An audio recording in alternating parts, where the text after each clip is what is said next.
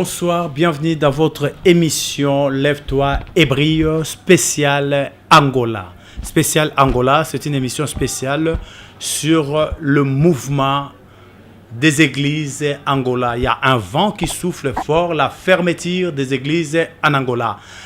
Dans ce cadre-là, nous avons pu avoir l'occasion d'être chez un homme de Dieu. Il fait partie des leaders des églises ici en Angola au nom de l'apôtre Thiago Manuel. C'est un responsable de l'église Pan de Christ en Angola que je vais saluer. Bonsoir l'homme de Dieu apôtre. Bonsoir le révérend pasteur Emmanuel Touni. Merci. L'émission Lève-toi et brille est venue dans votre bureau. J'aimerais bien vous laisser vous présenter vous-même aux téléspectateurs pour qu'ils fassent votre connaissance. Ok, merci beaucoup. Je suis l'apôtre Thiago Toko Manuel. Je suis le représentant du ministère Pain de Christ en Angola. Donc, s'il faut faire une description, nous appartenons à l'église évangélique Assemblée chrétienne, Centre de libération de délivrance Pain de Christ. Voilà. Ok, ça c'est en français. Normalement, c'est bien prononcé en portugais parce que c'est une église lusophone. Nous allons revenir sur ces points. Mais l'apôtre, il y a un mouvement qui est en train de souffler ici en Angola, la fermeture des églises. C'est quoi ce mouvement? Est-ce que vous pouvez nous expliquer parce que nous aurons beaucoup de questions à vous poser à ces propos? Ce n'est pas du tout un mouvement, mais c'est un ordre que le gouvernement a décrété pour fermer les églises dont eux-mêmes, le gouvernement est en train d'appeler ça les églises néo-pentecôtistes, où on nous surnomme des sectes. Et le gouvernement a pris cette décision de fermer les églises. Et rigoureusement, je sais que ça bouge tout le monde et ça est en train de bouger tout le monde. Tous. Ok, le gouvernement a pris cette décision. Est-ce qu'il vient juste de le prendre maintenant ou c'est quelque chose qui a été déjà pris, ça fait plusieurs années?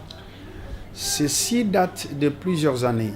C'est-à-dire avant que l'Angola puisse voter, avant que l'on aille aux élections, pour la toute première fois, il y a eu déjà menace de fermeture des églises sous prétexte de pollution sonore. C'est-à-dire, on sentait qu'il y avait beaucoup de bruit dans la cité, des veillées de prières, l'usage des instruments à des heures tardives. Et une chose qui était inhabituelle au rythme du pays, Angola, c'est-à-dire après la paix, qu'on est en train de voir tous ces vents-là. Il y a des églises qui viennent par-ci, par-là. Et c'est quelque chose qui était inhabituel. Et ce vent a été un peu calmé au temps du président José Eduardo dos Santos.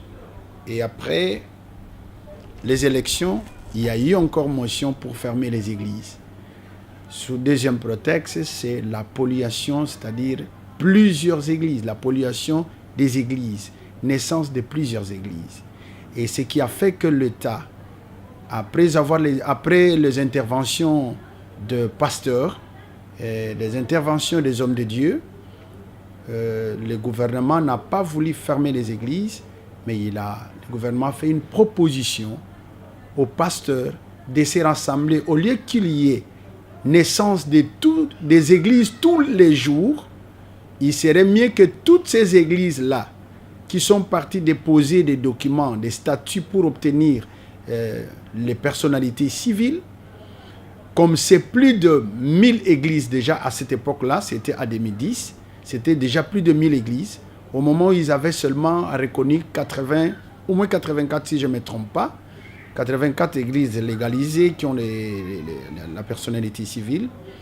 Le gouvernement exigeait que certaines églises, où ils puissent s'adhérer dans des églises déjà existantes, ou au lieu d'attendre les personnalités civiles, parce qu'il y a des conditions là-bas qui font voir sagement que le gouvernement ne veut pas donner de personnalités civiles. Par exemple, quand vous voulez commencer une église, il y a un décret qui dit ça, il faut que tu puisses venir avec la signature de 60 000 personnes. Mais tu n'as pas encore commencé l'église. Tu dois venir avec des billets et des signatures reconnues par un notaire spécialiste dans la matière, de 60 000 signatures.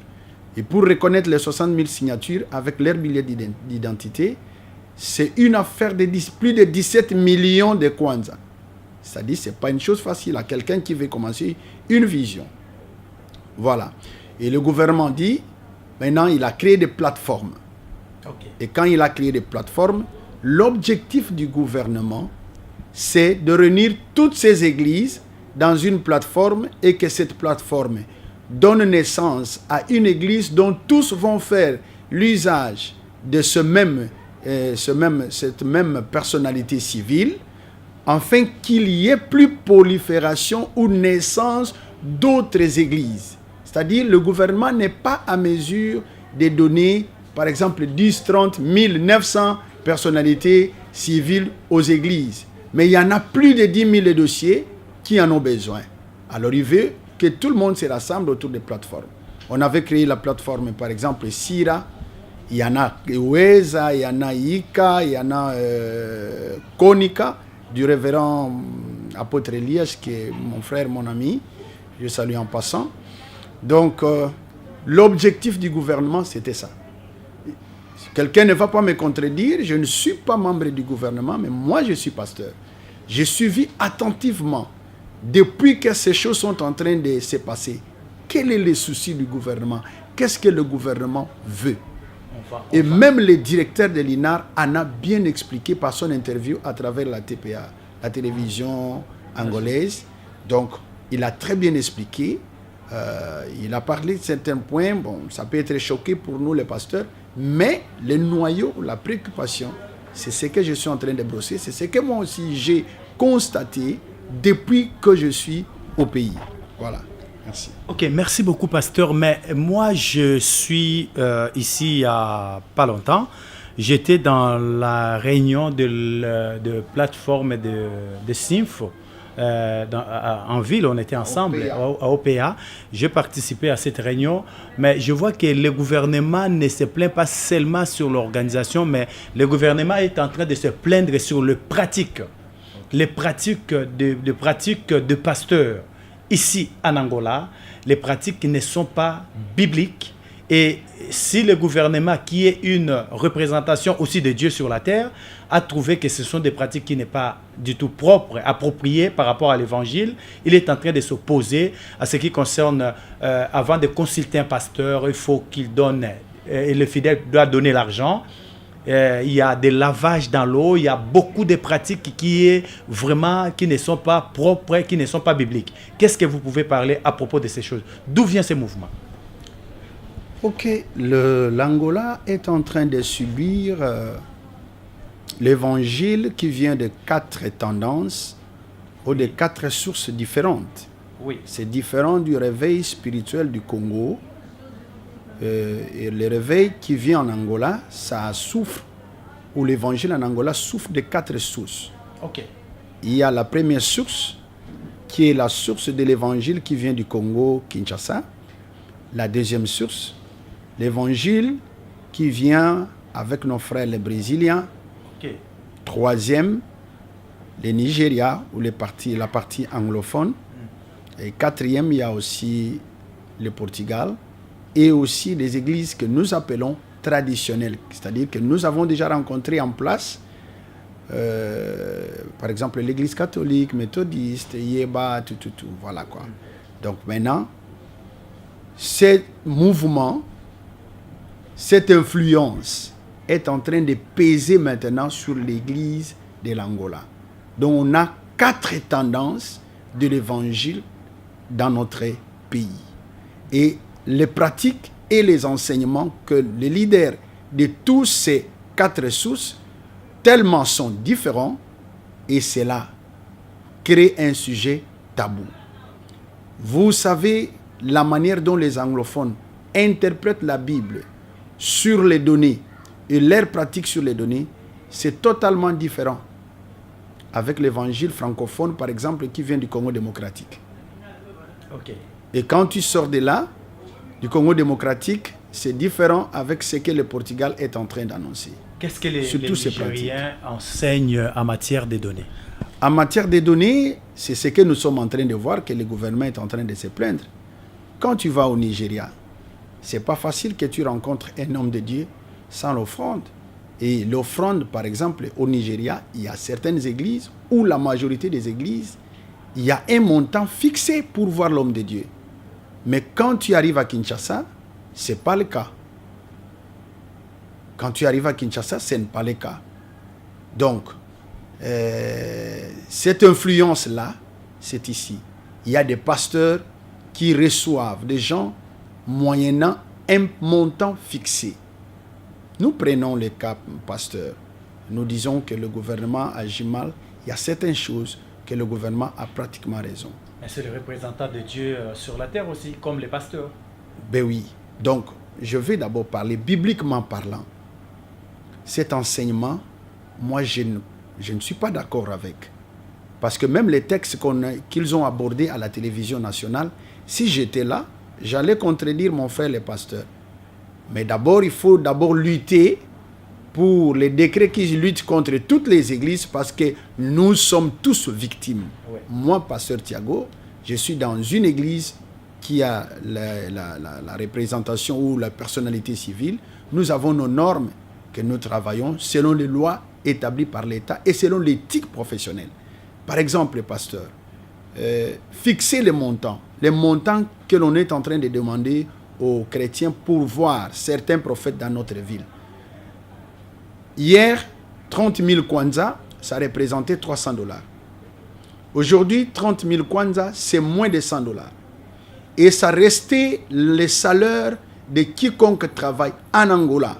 Les salaires n'ont pas monté, mais le dollar a monté que tu n'as pas d'idée. Le prix des denrées alimentaires a monté. Maintenant, quand on demande par exemple 90 000, c'est-à-dire c'est 3 fois le salaire que la personne gagne, il doit faire une économie de 90 000 pour parler à son prophète, pour parler son problème à l'homme de Dieu. La population. Mais, absolument, révérend. Je ne me mêle pas, je ne connais vraiment pas, parce que j'ai une perception générale sur les hommes de Dieu ou sur les églises. Je ne fréquente vraiment pas des pasteurs, pas vraiment, c'est du trop, et je ne connais pas la vie. Qu'est-ce que ce pasteur fait, s'il a des affaires, s'il a des entreprises, je ne connais pas. Moi, je ne le fais pas, je ne suis qu'un pasteur, et je ne sais pas si j'ai des affaires, mais je crois que je ne le fais pas. Okay. J'ai difficulté de parler sur une chose que je ne connais pas, que je ne domine pas. Okay. Donc, je vais répondre à votre question sur les pratiques de délivrance et des choses qui se vendent par rapport à la foi de tout un chacun. Je crois que ce qui énerve plus le gouvernement, ce n'est pas peut-être la vente de l'eau pour 200 kwanza, mais quand c'est un prix excessif.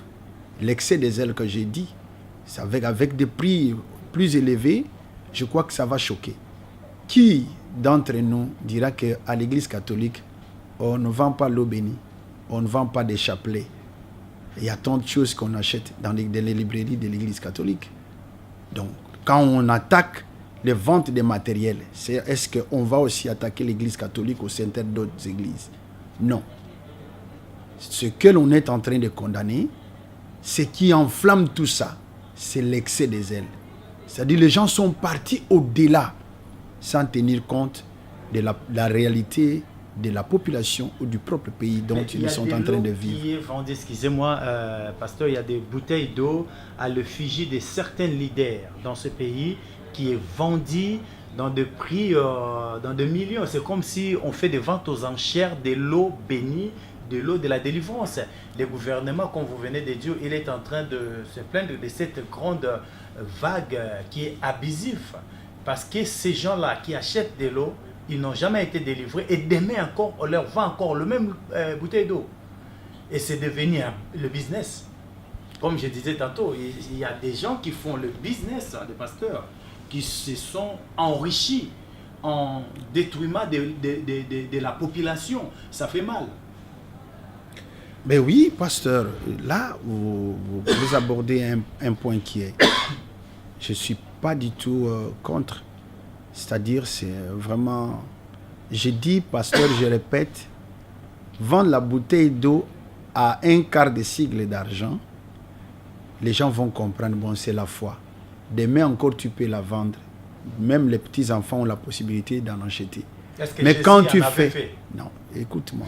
Quand tu fais une vente aux enchères des millions, ça touche la couche sociale, ça touche le gouvernement. Est-ce que Jésus en a fait? Non. Si Jésus n'en a pas fait, cela ne veut pas dire que le pasteur Emma ne doit pas le faire. Mais si tu dois faire quelque chose, tu tiens compte de la contrée. Parce que même pour ouvrir l'église, aujourd'hui les gens ouvrent des églises, mais ils n'ont pas fait l'étude de la missiologie.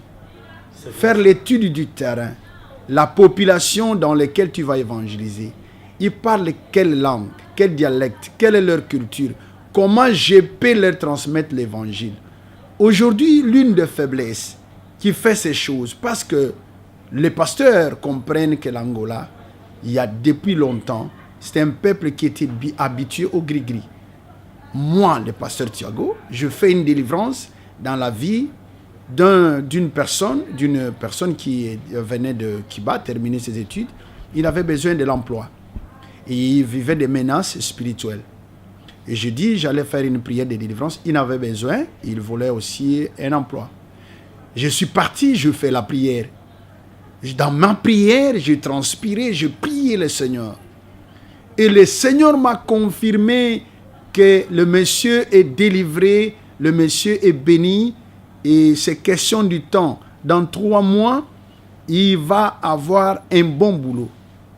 Et quand j'ai terminé la prière, transpirant, j'ai dit au monsieur, voilà, le travail était bien fait. Il me pose la question, c'est seulement fini comme ça. Pour lui, je suis sorti, il n'a pas cru à ma prière. Il m'a dit clairement qu'il attendait voir un peu de l'encens avec des fumées pour que les mauvais esprits partent. Moi, je lui ai fait comprendre que la prière du juste, la prière de la foi a une grande efficacité. Oui, après ma sortie, il a vu le changement. 3 mois après, comme Dieu a dit, il a eu le boulot. Mais il ne m'a jamais cherché. Pourquoi? Si je lui avais apporté de l'eau, si je lui avais apporté de l'encens et du fumée, il allait me considérer. C'est-à-dire les gens dans ces pays étaient vraiment trop habitués aux guérisseurs, aux féticheurs. Et les pasteurs sont en train de communiquer la foi au moyen de quelque chose qui est pratique. Ce sont des réalités qu'ils s'habituent. Mais la vente aux enchères avec des prix élevés, c'est condamnable. Okay. Selon la loi et selon la propre parole de Dieu. Okay. Voilà. Merci beaucoup, l'apôtre. Je n'ai pas répondu sur les pratiques des délivrances, pasteur.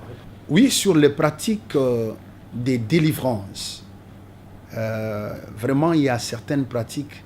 Moi, je suis ministre des délivrances, mais il y a des pratiques dans ces pays qui sont extraordinaires.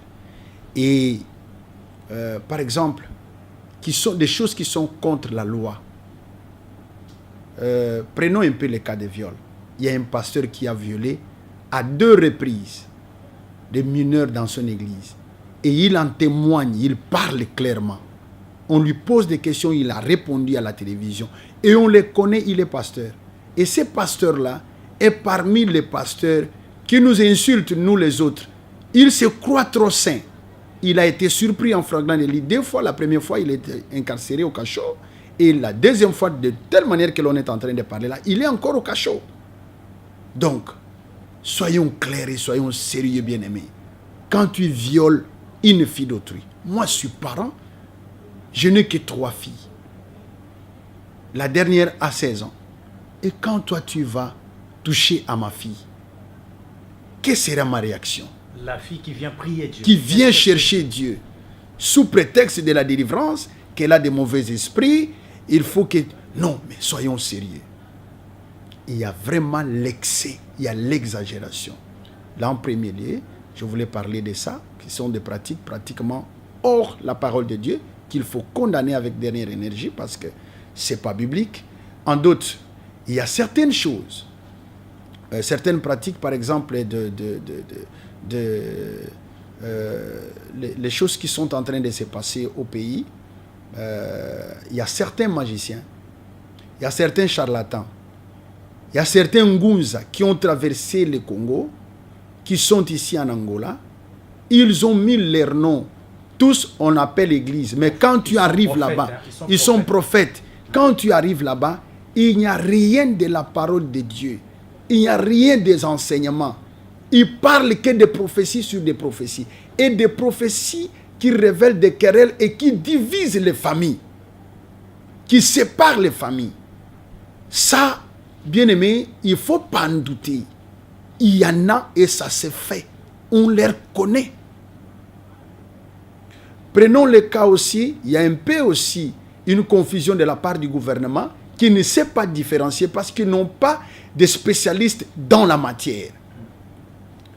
Parlons du cas de monsieur qui a reçu l'argent à un albinos, que je vais lui faire une prière qu'il donne 5 millions, 2 millions, 3 millions, je ne sais combien, pour qu'il puisse changer de peau. Ces messieurs-là, si vous les suivez très bien, il n'est pas pasteur. C'est un charlatan. Il n'est pas pasteur. Qui a dit qu'il est pasteur? Montrez-nous son église. Qui a vu son église? C'est un charlatan qui passe de province en province, cherchant à survivre, à manipuler des gens. Il peut porter une grosse Bible, mais il n'est pas pasteur. Tout le monde est en train de se cacher. C'est pourquoi la réunion d'où on s'est rencontré avec vous, oui, c'est la réunion de l'ordre des pasteurs en Angola, OPA. Okay. Je loue l'initiative et je prie le Seigneur que le pasteur qui est à la direction de cet ordre des pasteurs en Angola puisse faire vraiment son travail. Et je souhaite, si je pouvais être l'un de ses conseillers, ça fera quelque chose de bon. Pourquoi? J'arrive à Libreville. Je fais 1 heure du temps à l'aéroport. Vous savez pourquoi? Parce que dans mon passeport, c'est écrit pasteur. Je suis pasteur en Angola. Et là-bas, le pasteur ne peut entrer. Il y a un département jusqu'au niveau de la présidence qui doit contrôler toutes les entrées et les sorties des pasteurs. Donc, dès que tu es à l'aéroport, ils prennent des enseignements juste dans ton pays pour savoir si réellement tu es pasteur. De quelle église, quelles sont tes pratiques. Tu es là assis sur la fauteuil et il y a des communications. Est-ce qu'il y a des communications qui se font? Il y a l'ordre des pasteurs. Donc, quand quelqu'un t'appelle au Gabon, si tu es pasteur, il doit mener tous les documents et avec crédibilité, déposer jusqu'à la présidence pour qu'il puisse savoir qu'il y a un pasteur qui va entrer ici. Mais ce n'est pas le cas chez nous. Ici, je vais soulever quelque chose de très important. Quand le gouvernement veut que les églises se réunissent, pourquoi? Parce qu'il y a prolifération des églises, il y a naissance des églises. Pasteur Emma, il y a des enfants que tu as laissés la fois passée dans ces ministères, et aujourd'hui tu es là. Est-ce que tu les as vus? Non. Ils sont sortis sous la rébellion, ils ont commencé Yeswazaliava, et ils sont partis à Konika ou à Sira, à l'une des plateformes. On les a donné des documents, qu'ils ont des lacunes et des problèmes avec leur père spirituel. Ils sont sortis sous des rébellions. Ils donnent les ministères, les beignets de Jésus, parce que si c'est le pain de Christ. Là-bas, ça peut être les beignets ou la colonne de feu, la colonne de nuée. Donc, vous voyez, il y a naissance chaque jour. Et les pasteurs qui dirigent des églises ou qui ont des documents, qui ont des plateformes, donnent des documents à tels enfants. Il y aura toujours naissance des églises que l'État ne veut pas voir. Une fois, ils réunissent 50-30 personnes. Qu'est-ce qu'ils font? Ils écrivent. Ils prennent des statuts, des règlements d'ordre intérieur. Ils vont déposer au ministère de Justice pour avoir la personnalité civile. Ça fait combien? C'est pourquoi il y a plusieurs églises. Il y a des églises qui naissent sous la rébellion. Nous devons avoir un ordre de pasteurs qui doivent surveiller, contrôler tout commencement de chaque église dans chaque quartier. Ils doivent travailler sous forme d'investigation. Je ne sais pas comment employer ces termes-là en français. Ils doivent avoir des informations. De contrôle, parce qu'il y a beaucoup de gens sans formation. Sans formation, voilà. Ils deviennent d'emblée pasteurs. Et ils n'ont pas d'éthique. Bien-aimés, nous sommes en train de passer un vent où tout jeune chargé en Angola avec au moins 3 versets et qui peut faire l'imposition des mains, les gens tombent. Il est d'office proclamé pasteur. Il laisse la chevelure, il est appelé prophète. Et c'est ça. Avec les dons de la prophétie. même ceux qui en ont les dons, même ceux qui n'en ont pas, même ceux qui ont les dons de la parole, des connaissances, ils sont devenus tous des prophètes. Et quand tu vas là où ils sont en train de travailler, il n'y a pas d'éthique, il n'y a pas de normes, il n'y a pas d'excellence. C'est vraiment du va, je te pousse. C'est pourquoi nous aussi, de notre part, on ne doit pas voir... J'ai suivi l'interview du directeur de l'INAR. C'est-à-dire, il dit ceci. Au lieu que le pasteur se préoccupe de chercher à contredire la loi que le président de la République a signée, qu'ils se préoccupent d'organiser leurs églises. Bien-aimés, moi j'écoutais ça. Je ne suis pas en train d'appuyer le gouvernement en disant que toutes les mesures sont bonnes. Non. Mais on doit réfléchir. Pourquoi ça? Pourquoi ils ont pris une telle décision? Voilà. Donc je condamne cette prolifération aussi des églises, des enfants rebelles qui sortent dans nos églises, qui sont sur Facebook, qui sont sur des WhatsApp, en train de dévier le peuple de Dieu. Il faut qu'il y ait un travail fait pour savoir si celui-ci qui vient de commencer l'église a commencé selon l'ordre de son pasteur, ou c'est une église qui vient de la rébellion, qui va demain déposer des documents pour avoir la personnalité civile. Ça sera encore un encombrement que l'État ne veut pas voir. Pasteur, vous venez de répondre à des questions. J'ai encore une autre question. Et ce n'est pas le problème de la culture, parce qu'il y a 4 tendances des églises ici en Angola. Il y a 4 tendances brésiliennes, congolaises, parce que si nous allons dans certains quartiers, ici à Luanda, ce n'est pas l'église de l'Angola, ce sont des églises du Congo.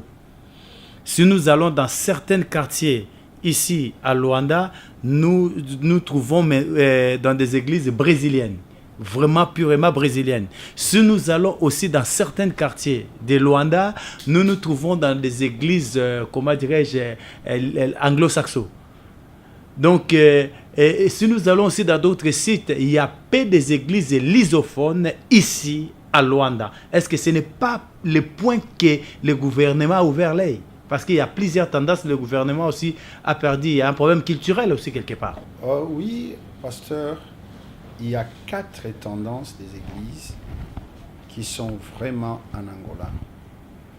Vous imaginez, en Angola, on parle portugais, mais tu arrives dans une église, là où les prédicateurs prêchent en français, on interprète en lingala, ou prêchent en lingala et on interprète en portugais. Toutes les cantiques sont chantés en lingala. Tous les programmes des annonces sont donnés en lingala. La modération en lingala. La force de l'église primitive est que ceux qui avaient écouté les apôtres quand ils ont reçu le Saint-Esprit, chacun l'écoutait dans sa propre langue. Nos frères qui viennent du Congo, Kinshasa, ont un grand problème de l'intégration. Je crois que vous en avez aussi, même chez vous là en France, qu'il y a des pasteurs qui sont venus du Congo, jusqu'aujourd'hui ne prêchent qu'en lingala. Ils ne veulent pas s'intégrer pour parler l'anglais. Il est à Londres, il ne parle pas l'anglais. Il est à Paris, il ne veut pas parler français. C'est pas bien. Comment est-ce que vous allez gagner le français? Donc on fait toujours l'église en diaspora.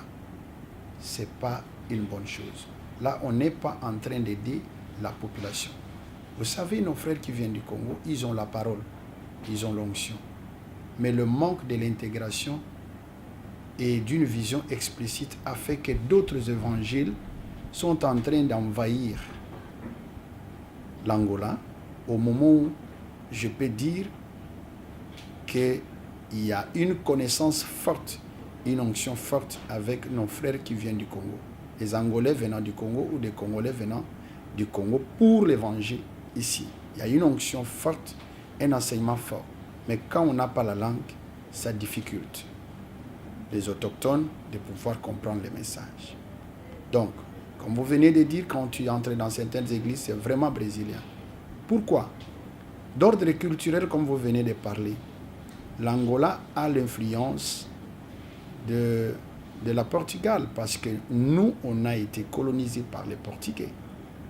Maintenant, les Portugais sont comme en deuxième plan, parce que le Brésil a pris l'ascenseur. Et le huitième pays puissant ou industriel du monde.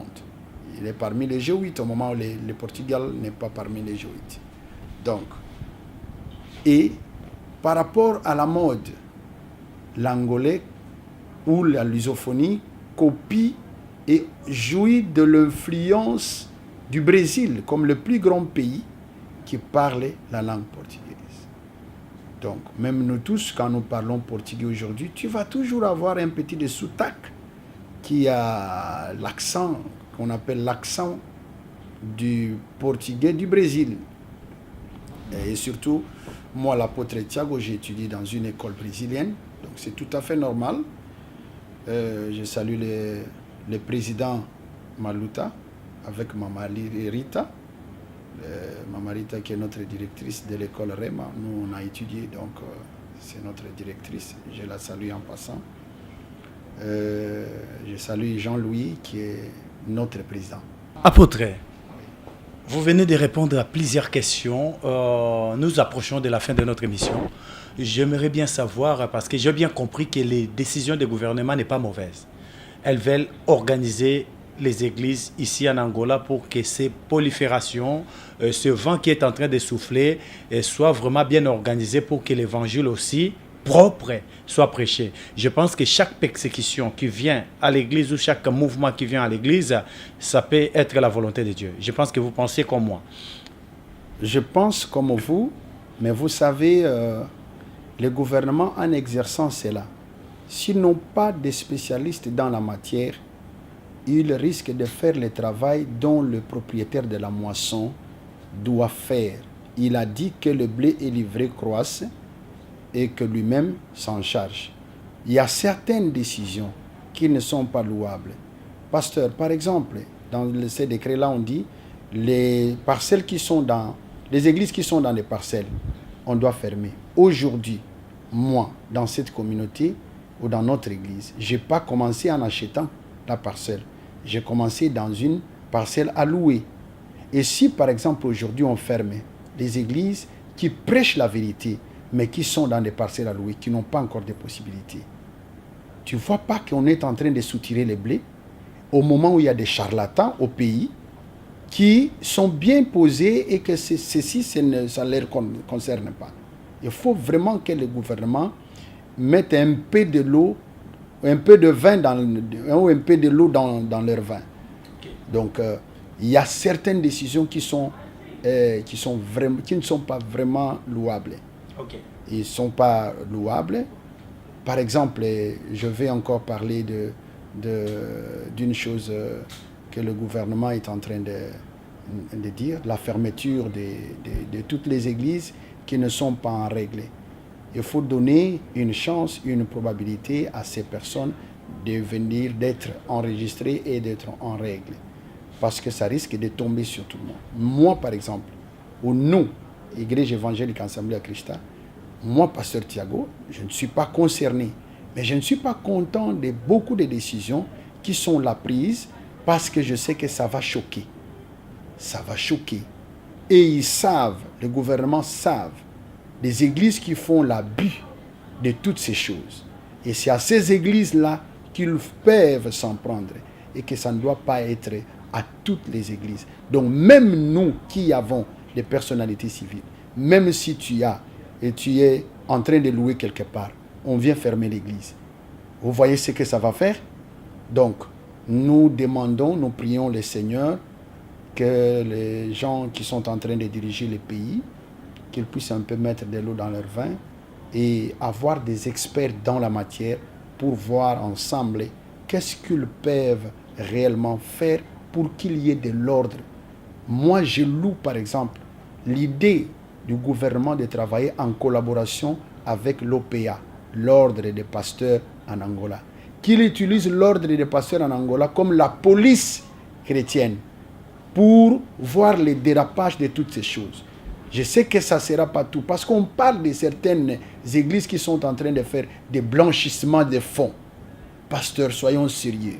Quand une église se met à de telles pratiques pour faire le blanchissement d'argent, ça touche l'économie du pays. Automatiquement, le gouvernement va pas être content avec ça. En parlant de l'OPA, quelles sont les précautions que vous avez, l'OPA a pris pour l'organisation des églises? Parce que le gouvernement a déjà décidé, je pense que les lois seront mises en pratique bientôt là. Les lois ne seront pas du tout mises en pratique bientôt. Nous croyons que oui, le gouvernement est en place, ils sont en train de travailler, de prélever les églises, de voir qui est en ordre, qui n'est pas en ordre, ils vont voir ça, mais ils ne vont pas encore exécuter. Il y a des dialogues, je crois bien qu'ils sont en train d'être amorcés. L'OPA a fait les recours et l'OPA appelle aussi les pasteurs. La première des choses, il a fait recours au gouvernement et il appelle les pasteurs pour établir de l'ordre. Par exemple, demain, le 19, il a veillé. Il a appelé toutes les églises, que ce soit catholiques, que ce soit pour prier pour qu'il y ait la paix dans ces domaines ici et que la main de Dieu soit. Cette persécution va nous aider, oui, parce que nous devons établir l'ordre dans l'œuvre du Seigneur. Est-ce qu'il n'y a pas l'écuménisme qui est en train d'être mis en place? Nous arrivons à l'appel, apôtre Thiago. Non, l'écuménisme, pas du tout, parce que l'État angolais dit que l'Église est laïque. L'État angolais est laïque et l'Église doit être libre d'exercer sa foi et ses fonctions. L'écuménisme, ils peuvent suggérer, parce que partout dans tout le pays, même au Congo, on a toujours appelé à l'écuménisme. Ça ne reçut jamais et ça ne reçura jamais. Parce que les évangéliques ne vont en aucun jour rester les mains croisées pour voir les prêtres en train de diriger les cultes dont ils sont là. Ils font le culte à leur manière des catholiques. Donc l'écuménisme, dans tous les pays du monde, ça ne tient pas debout. Et l'Angola connaît très bien que l'écuménisme ne va pas tenir debout. Ce qu'ils sont en train de souhaiter, c'est que les pasteurs qui ont déposé des demandes de documents, qu'ils donnent un nom et que tous adhèrent à ces noms-là. Okay. Mais ce n'est pas question de l'écuménisme, parce que l'État n'exige pas aux catholiques d'être un avec les méthodistes. Les méthodistes n'accepteront jamais ces choses. Voilà quoi. Ok, merci beaucoup. Il n'y a pas l'écuménisme en Angola. L'Angola, c'est un pays laïque comme la France et d'autres pays du monde. Nous vous remercions beaucoup pour votre accueil dans votre cadre magnifique. Vous nous avez accueillis dans votre chapelle, dans votre église, apôtre Thiago. Merci beaucoup. Quel est le mot de la fin que vous pouvez dire à nos fidèles téléspectateurs à propos de ce que nous venons de rencontrer? Le mot de la fin, c'est de demander à tous les chrétiens du monde qui sont en train de suivre cette émission qu'ils puissent soutenir l'église de l'Angola. L'Angola a besoin de la prière, a besoin de la parole. L'Angola a besoin de l'assistance spirituelle pour l'évolution et l'épanouissement de ces grands et beaux pays. Nous avons besoin de l'assistance de prière de tous les hommes de Dieu. Le pasteur Emmanuel Ntouni qui est là, toi qui es de la France, le pasteur, l'autre pasteur Emma de Dijon, oui. Pasteur Didier, pasteur Jean-Denis, tous les hommes de Dieu, même le pasteur Daniel aux États-Unis, tout le monde, même au Congo, Brazzaville, en Nigeria, en Australie, nous avons besoin, pour des moments comme ceci, de vos prières. Pensez à nous dans vos prières et je salue en passant tous les frères et sœurs qui nous ont suivis, qui nous en tiennent par rigueur. Tout ce que je viens de parler, ça n'engage que moi, c'est mon opinion, c'est ma manière de voir les choses. Je ne suis pas le gouvernement, je ne suis pas aussi l'église, mais je suis seulement un pasteur qui a une église dans des églises qui sont en train de subir cette loi. Et je vais conclure en disant que si je suis là, où je participe aux réunions, et je vais toujours participer même dans nos prières que l'on est en train d'appeler, ce n'est pas parce que je vais aller, parce que je dois cumplir bon, je vais rectifier.